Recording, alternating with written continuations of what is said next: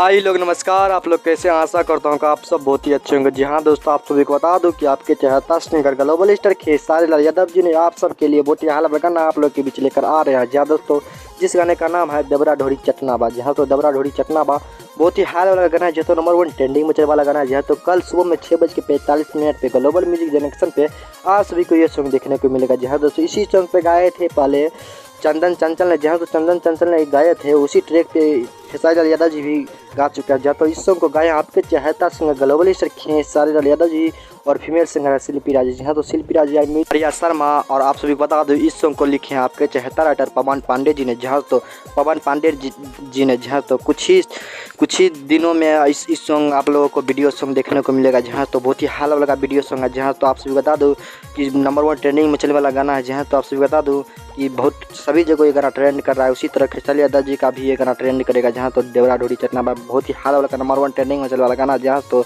अगर आप हमारे चैनल पर नए हैं तो प्लीज़ चैनल को सब्सक्राइब कर दें, ताकि जब भी मैं नई अपडेट लेकर आऊँ तो सबसे पहले आप तक पहुँच सके।